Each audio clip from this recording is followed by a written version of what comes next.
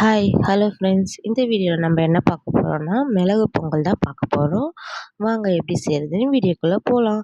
நான் அதுக்கு இந்த மாதிரி ஒரு டம்ளரில் பச்சரிசி, அரை டம்ளரு சிறுபருப்பு எடுத்து வச்சுருக்கேன். இப்போ நான் எடுத்து வச்ச அரிசியும் பருப்பையும் இந்த மாதிரி நல்லா கழுவி, நல்லா சுத்தமாக கழுவி எடுத்து வச்சுருக்கேன். ஒரு 10 நிமிஷம் ஊறட்டும். இப்போ வந்து 10 நிமிஷம் ஊற வச்சதுக்கப்புறமா நான் வந்து மிளகு, சீரகம், முந்திரி, இஞ்சி, கருவேப்பிலை, உப்பு, மஞ்சத்தூள், நெய் இதெல்லாம் எடுத்து வச்சுருக்கேன். இதெல்லாம் தான் நம்ம தேவையான இன்க்ரீடியன்ட்ஸு. ஸோ இப்போ வந்து நம்ம எப்படி செய்கிறதுன்னு பார்க்கலாம். நான் அதுக்கு வந்து அடுப்பில் குக்கர் எடுத்து வச்சுட்டு கேஸ் அடுப்பை ஆன் பண்ணிக்கிறேன். ஆன் பண்ணதுக்கப்புறமா நம்ம 10 நிமிஷம் ஊற வச்சு கழுவி எடுத்து வச்சுருந்த அரிசியை அதில் நான் எடுத்து போட்டுக்கிறேன். பொறுமையாக கொஞ்சம் கொஞ்சமாக நீங்கள் அதில் எடுத்து போட்டுக்கோங்க. எடுத்து போட்டதுக்கப்புறமா நான் வந்து 1 டம்ளர் பச்சரிசிக்கு 2 டம்ளர் தண்ணியும், அரை டம்ளர் சிறுபருப்புக்கு 1 டம்ளர் தண்ணியும் வீதமாக நான் வந்து ஒரு 3 டம்ளர் தண்ணியை வந்து இதில் வந்து நான் ஆட் பண்ணிக்கிறேன். ஏன்னா நான் வந்து இந்த கிளாஸில் தான் நான் அரிசி எடுத்துக்கிட்டேன்.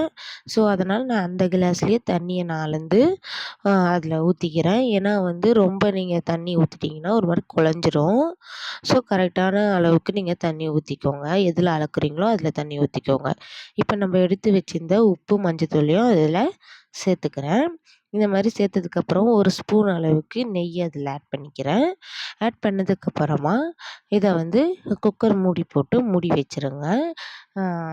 குக்கர் மூடி போட்டு மூடி வச்சதுக்கப்புறம் விசில் அதில் மேலே போட்டுட்டு ஒரு 3 விசில் வர அளவுக்கு இதை விட்டால் போதும். ஏன்னா ரொம்ப விசில் விட்டிங்கன்னா குழஞ்சிடும். ஸோ 3 விசில் விட்டுட்டு நான் வந்து ப்ரெஷர் போனதுக்கப்புறமா இந்த விசில் எடுத்துட்டு இப்போ குக்கரை வந்து நான் ஓப்பன் பண்ணுறேன். இங்கே பாருங்கள், சூப்பராக வெந்திருக்கு பாருங்கள்.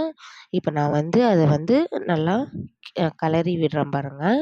இப்போ ரொம்பவும் குழையாமல், ரொம்ப வேகாமல் வெரையாகவும் இல்லாமல் கரெக்டான பதத்தில் வெந்து வந்திருக்கு அரிசியும் சிறுபருப்பும்.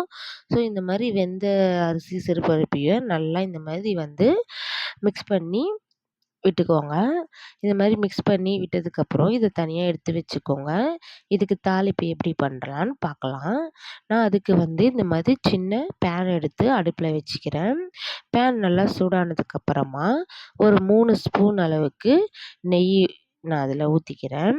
ஏன்னா நெய் ஊற்றினீங்கன்னா நிறைய ஊற்றினீங்கன்னா மிளகு பொங்கலுக்கு சூப்பராக இருக்கும். ஸோ நான் நெய் சூடானதுக்கப்புறமா நான் எடுத்து வச்சுருந்தேன் இந்த முந்திரி ஆட் பண்ணிக்கிறேன். இஞ்சி குட்டி குட்டியாக நான் கட் பண்ணி எடுத்து வச்சுருக்கேன், அதையும் ஆட் பண்ணிவிட்டு கருவேப்பிலை ஆட் பண்ணிக்கிறேன், மிளகு ஆட் பண்ணிக்கிறேன்,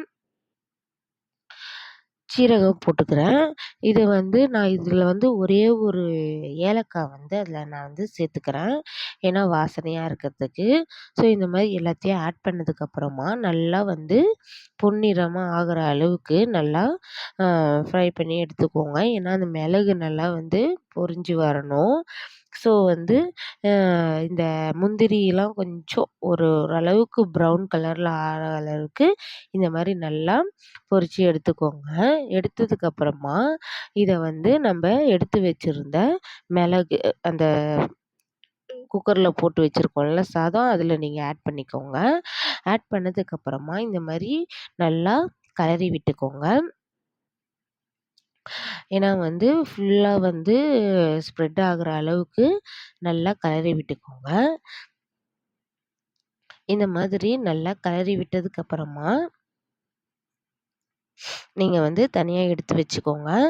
இந்த மாதிரி தனியாக எடுத்து வச்சுட்டு ஒரு தட்டில் நீங்கள் இந்த மாதிரி எடுத்து வச்சுட்டு கூடவே இது கூடவே வந்து நீங்க நான் சட்னியோ இல்ல சாம்பாரோ நீங்க சேர்த்து சாப்பிட்டீங்கன்னா நல்லாயிருக்கும்.